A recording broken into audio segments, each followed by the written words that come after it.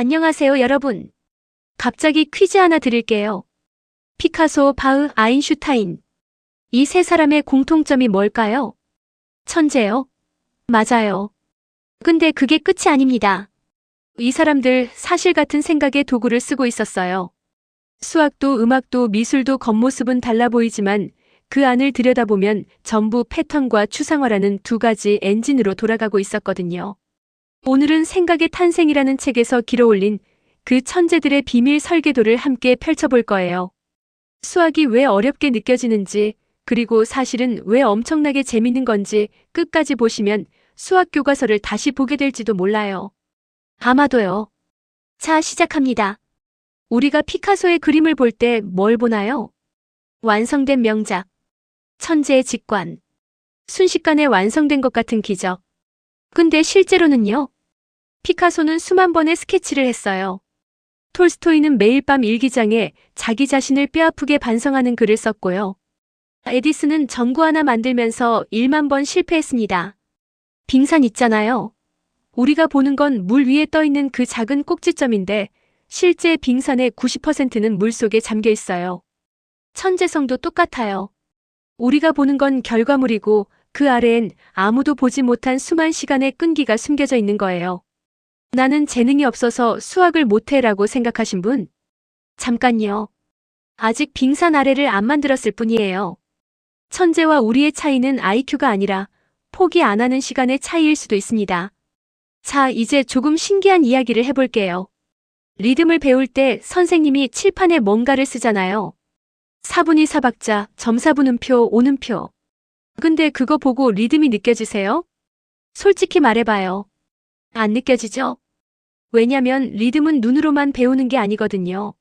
악기를 연주하고 춤을 추고 온몸으로 비트를 느낄 때 시각, 청각, 운동 감각이 동시에 켜지는 그 순간 아이들은 비로소 패턴의 진짜 구조를 몸으로 이해합니다. 이걸 메타 패턴이라고 해요. 서로 다른 감각들이 하나로 융합되는 지점에서 태어나는 패턴 중의 패턴. 수학도 마찬가지예요. 숫자를 눈으로만 보지 말고 블록을 쌓아보고 그림을 그려보고 걸음수로 세어봐요. 수식이 아니라 경험이 먼저예요. 여러분, 이 말 들어보셨나요? 자신이 무엇을 모르는지 아는 것은 무엇을 아는지 아는 것만큼 귀중하다. 처음엔 무슨 말인지 좀 어렵죠? 쉽게 설명해 드릴게요. 1735년 수학자 오일러가 퀘니이스베르크 다리 문제를 받았어요. 다리 7개를 한 번씩만 건너 모든 다리를 지나는 경로가 있을까?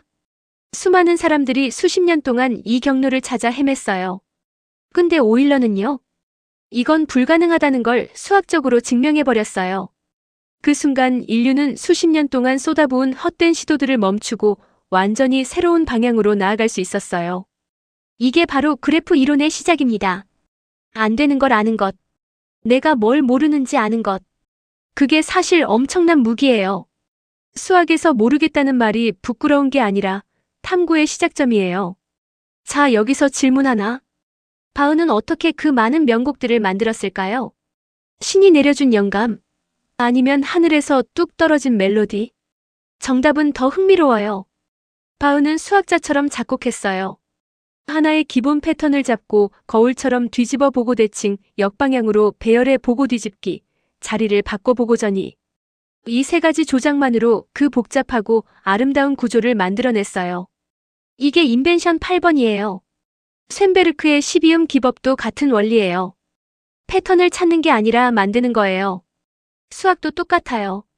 x제곱의 그래프를 알면 마이너스 x제곱도 알고 x-2의 제곱도 알고 2x제곱도 알아요. 하나의 패턴에서 무한한 변형이 나오거든요. 수학은 암기 과목이 아니라 패턴 조작 게임이에요. 패턴 인식이 그냥 수학 문제 푸는 데만 쓰인다고요? 천만에요. 역사를 바꿨습니다. 의학 분야에서 살펴보겠습니다. 1854년 런던 콜레라가 퍼졌어요. 의사 존 스노우는 지도 위에 사망자 위치를 점으로 찍었어요. 그리고 발견했죠. 모든 점이 한 우물 근처에 몰려 있다는 걸. 당시엔 공기가 나빠서 병이 전염된다고 믿던 시대였는데 패턴 하나가 그 믿음을 뒤집었어요. 통계 분야에서 살펴보겠습니다. 나이팅게일. 간호사로만 알고 계셨죠? 사실 그녀는 통계 천재였어요. 부상이 아니라 비위생적인 병원 환경이 군인들을 죽이고 있다는 걸 아름다운 장미 도표 하나로 증명해 군 의료 시스템을 바꿨어요. 역사 분야에서 살펴보겠습니다. 2차 세계대전 앨런 튜링은 독일 암호 애니그마를 해독했어요. 암호 속 숨겨진 패턴을 찾아내서요. 이 일로 전쟁이 2년은 빨리 끝났다고 역사가들은 말해요. 패턴 인식은 수학 시험 문제가 아니라 세상을 바꾸는 도구예요. 추상화라는 말 왠지 어렵게 느껴지죠? 근데 사실 우리 일상에서 매일 하고 있는 거예요. 예를 들어볼게요. 어려서 처음 소를 그릴 때는 어떻게 그렸어요? 뿔, 네 다리, 꼬리, 반점, 눈썹까지 다 그리려다 엉망이 됐잖아요. 근데 피카소는 소를 이렇게 그렸어요. 처음엔 아주 사실적으로, 그 다음엔 조금씩 덜어내고 결국 선 몇 개만 남겼는데 그게 오히려 더 소처럼 보여요. 이게 추상화예요. 복잡한 현실을 치열하게 관찰하고 쓸모없는 99가지를 덜어내서 핵심 본질 한 개를 남기는 것. 수학 방정식도 같아요. 이는 믹제곱 이 짧은 식 하나가 우주의 원리를 담고 있잖아요. 그게 어렵고 복잡한 게 아니라 오히려 극도로 단순화된 거예요. 추상화는 천재의 마법이 아니라 끈질긴 관찰의 결과예요. 여기서 수학이 어려운 진짜 이유를 말씀드릴게요. 준비되셨나요? 수학은 원래 현실과 추상을 자유롭게 왔다 갔다 하는 루프예요. 다리를 보면 저게 어떤 곡선일까? 궁금해하고, 함수 fx를 보면 이게 실제로 어떤 모양일까? 상상할 수 있는 것. 이 두 방향이 자연스럽게 연결될 때 수학이 살아납니다. 근데 우리 수학 교육은 어떤가요? 처음부터 기호랑 수식을 들이밀어요. 현실 경험 없이 기호부터 배우면 수학은 아무 의미 없는 암호가 돼버려요. 수능 4점짜리 추론 문제가 어려운 게 아니에요. 현실과 기호 사이에 그 연결고리가 끊겨 있는 게 문제예요. 훌륭한 수학 교육은 현실에서 추상으로, 다시 추상에서 현실로 자유롭게 횡단하는 능력을 키워주는 거예요. 수학이 어렵다면 현실로 다시 내려와 보세요. 이제 좀 시야를 넓혀볼게요. 이 표를 보세요. 음악, 미술, 수학과학, 문학. 겉모습은 완전히 달라 보이는 분야들인데 이걸 세 가지 행으로 나눠봤어요.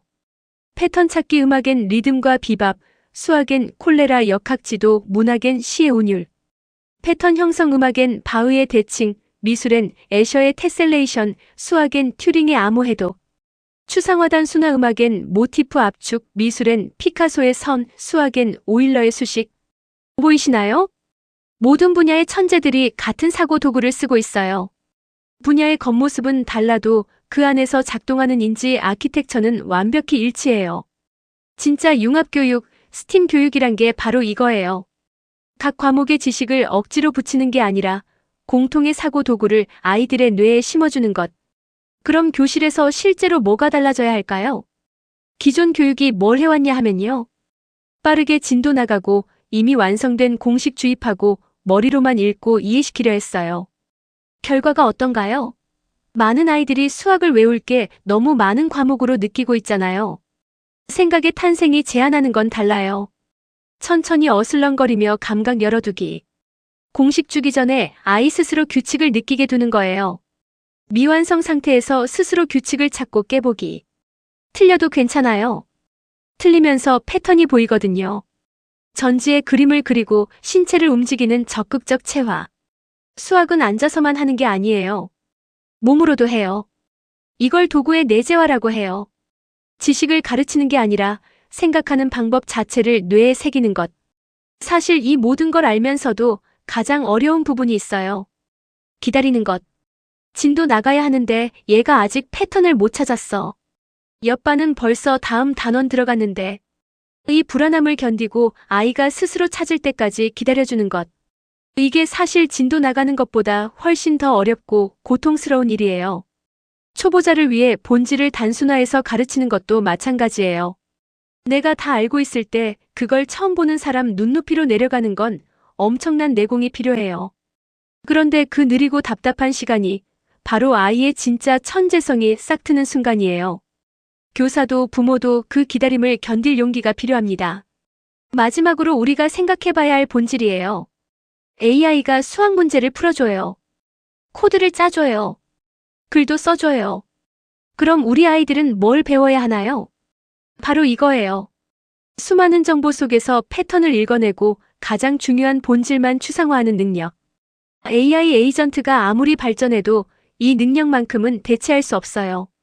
왜냐면 이건 정보를 처리하는 게 아니라 무엇이 중요한지 판단하는 것이거든요. 그리고 그 능력의 출발점이 바로 수학이에요. 수학은 숫자 암기가 아니에요. 패턴을 보는 눈, 본질을 향해 덜어내는 손, 그리고 느림을 견디는 용기예요. 모든 감각을 열어두고 본질을 향해 덜어내세요. 오늘 영상이 도움이 됐다면 좋아요와 구독 부탁드려요. 다음 영상에서 또 만나요.